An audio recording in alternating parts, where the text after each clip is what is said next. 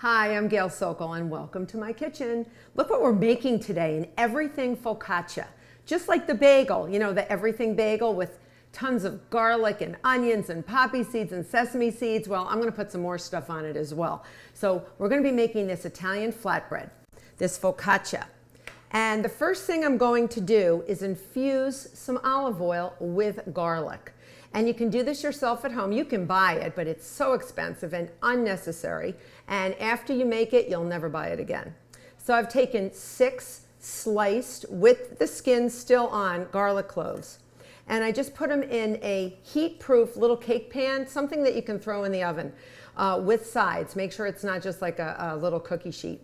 And I'm putting it on another sheet pan, and I'm going to pour 2/3 cup of olive oil into it.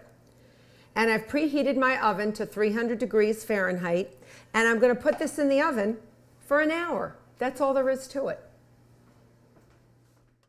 So our garlic oil has come out of the oven, and I've let it sort of cool down for about 30 minutes. And what I'm going to do is I'm going to pour it, and I've already done this, poured the garlic and the oil through a sieve that's set over a bowl. And you're going to catch that garlic. That garlic's going to be sort of burnt tasting, so you're not going to eat it. Don't be tempted to eat it because it's really not going to taste good. You're going to push down and you're going to discard the garlic, save the oil. And I'm going to divide it in 2. So I had 2/3 cup when we first started. There may be a slight bit of evaporation, but you're going to take 1/3 cup in a little container, and we're going to put that 1/3 cup into our dough. So we're going to infuse even our focaccia dough with some garlic olive oil. It's going to be phenomenal. And then the top of our focaccia, we're going to drizzle with garlic oil. So half, 1/3 cup for the top, and half for the dough. All right, so it's time to make our yeasted dough for our focaccia. So in my electric mixing bowl, and you can always do this by hand, just get a big bowl and you can use a wooden spoon if you wanted to mix all your ingredients together. So I have 3 cups of all-purpose flour already in the electric mixing bowl, and you can see that. I'm going to be putting 1 tablespoon and 2 teaspoons of fast rising or instant dry yeast. And just scatter that right in there, and that's a lot of yeast because we're going to get this nice and puffy. Then I have 1 tablespoon of kosher salt. We're going to get that in there. And then I'm going to whisk it. Now you can use your paddle attachment if you want to. I like to whisk it to make sure that the yeast and the salt are evenly distributed.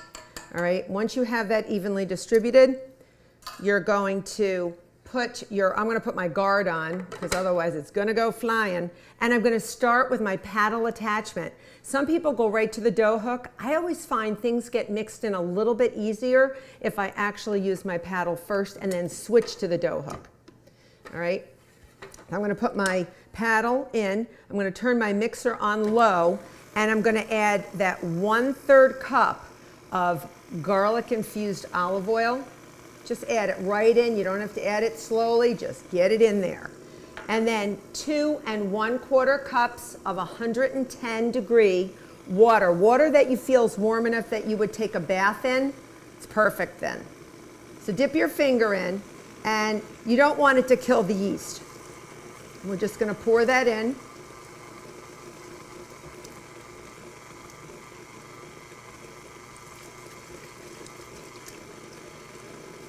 And it's going to be a little sloshy because we don't have all our flour in yet, so don't worry. I'm just going to add all that water. And if it looks a little like soup, that's okay. So this is where the paddle actually helps to evenly distribute that salt and that yeast, because we want to get everything ready for the most perfect fermentation so that yeast is nice and happy and it multiplies. And when it multiplies, it's going to produce lots of carbon dioxide. And carbon dioxide, that's how you're going to get those beautiful bubbly focaccia and that dough that's going to rise so beautifully. Oh, my dough is so nice and warm. Well, I wouldn't call it a dough just yet, but almost. So I'm going to put this down, this paddle. It's a little gooey. All right. Just wipe my fingers off. And then I'm going to add the remainder of my flour, and that's going to be 3 more cups. But first, I have to add my hook. So I'm going to add my dough hook instead. the paddle will actually get sort of attached too much to your batter or your dough, so you really do want to go to your dough hook. So go do it on low speed. Start adding your flour. All right, you can actually just add it all at once. So I just took a big spoon and I'm just going to add it in, feed it in. And then as you feel that the water and the oil are absorbing the flour, you can start just putting it in a little bit faster. And it's going to make this beautiful soft dough. And a lot of people use the dough hook as a substitute for kneading. I like to sort of feel the dough. I think it's important for a baker to feel the dough and make sure that it's the correct consistency. So once it's all put in there, we're going to get that combined. After about like 30 seconds or a minute or so, I can smell the garlic. It smells so good. I'm going to get my hands in there and actually flip what's on the bottom to the top, because very often in an electric mixer, things get stuck on the bottom and you actually don't get mixed in. And that's the one thing I find a lot of beginning bakers don't understand, and that's why a lot of their doughs are too dry and they have those dry clumps from the flour attached to them. So at this point I can see some things are getting stuck. You can see getting stuck to that dough hook. Get it off the hook. Get it off the hook. Flip it over. Flip it over. Your dough is going to be nice and warm. It's going to be beautiful and warm from that warm water. And that yeast is going to be super happy. I'm going to let it combine just a little bit longer. And then we're going to actually bring it to the table. Wherever you want to knead your dough, make sure it's clean and dry. Do not add any more flour. I think we're ready for the table. So I'll meet you at the table. So we brought our dough over to a work surface, and my marble slab is my work surface, and it looks sort of like a shaggy dog. It doesn't look like a really good focaccia dough to me. So we're going to get it in shape and sort of show it a thing or two. And that's why we knead. So our dough hook helped to knead or simulate the kneading process. Now I'm going to continue kneading for a couple of minutes until some parts are not sticky, but some parts are not dry, so it's going to be sort of like soft, elastic, and supple, but slightly sticky, only slightly. So if you notice, I take the palms of my hands and I push it against my work surface, flip it over, push it again, flip it over, and keep pushing. And some people get a lot of therapy from this. They really do. It sort of calms them down, and it really is nice because you can actually see what's happening to the dough. Watch it. Even in the second or two that I've been kneading it, it's not this shaggy, sort of wild-looking thing anymore. It's sort of getting smooth and elastic. Look at it. Can you see that? It really looks wonderful, and that's because mixing actually encourages gluten development. And remember, there's gluten, these protein fibers in wheat flour, and we're actually encouraging them to develop.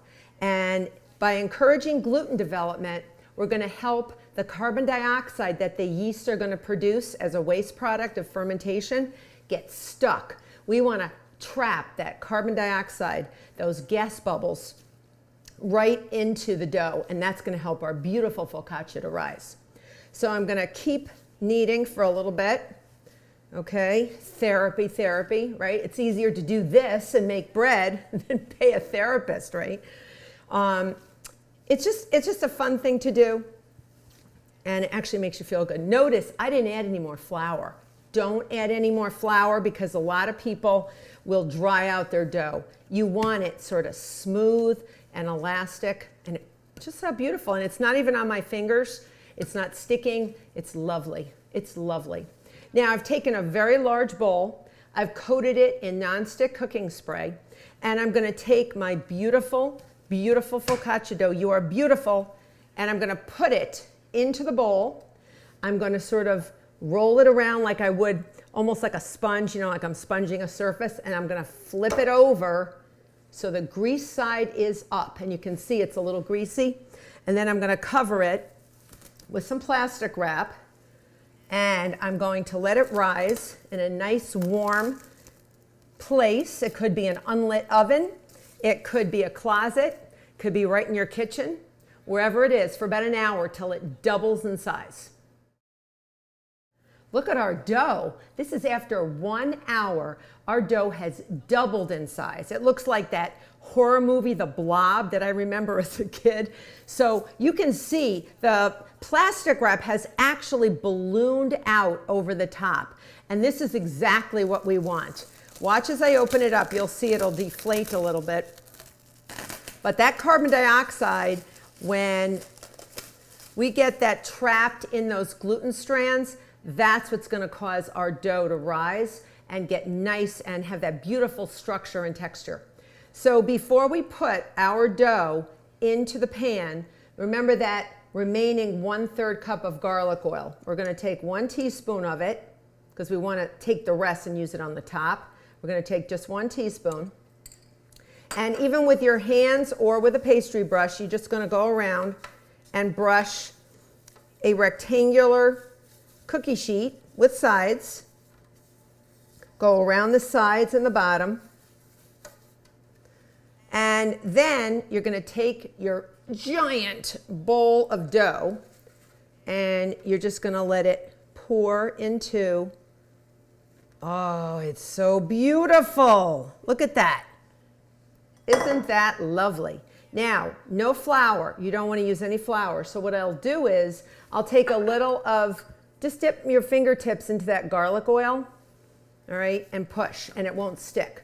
And you're going to push it to all 4 corners of your sheet pan. So it fills it up, almost like you're making a pizza. You could actually make a pizza out of this. This would be a beautiful, thick, deep dish pizza. So you're going to push this down. So what we did first by allowing our dough to rise in that bowl was known as bulk fermentation. We allowed that first fermentation of the yeast to eat the sugars in the dough that are naturally, they break down with enzymes, they break down the flour, the starches in the flour into sugars, and they eat that and give off carbon dioxide. And that's what we are seeing, these beautiful air bubbles. And now we have to let it rise again. And when we let it rise again, it's known as proofing. So this is the way it's going to go into the oven. So if you think this is big and this is really filling this pan, we're going to let this rise for another 30 minutes. You can cover it with some plastic wrap again. And you can even use the same plastic wrap that you had before. Just cover it very, very lightly. It's not going to dry out, and it doesn't have to cover every single inch of it. Just let it rest here for about 30 minutes, and then we're going to top it. So I've left our focaccia dough to rise for 30 minutes, and again, you can see it's doubled in size. And it's, even if it hasn't filled the sides of the sheet pan, don't worry about it. At this point, we're going to take your finger, dip it in some of that beautiful garlic olive oil, and make some holes in rows up and down.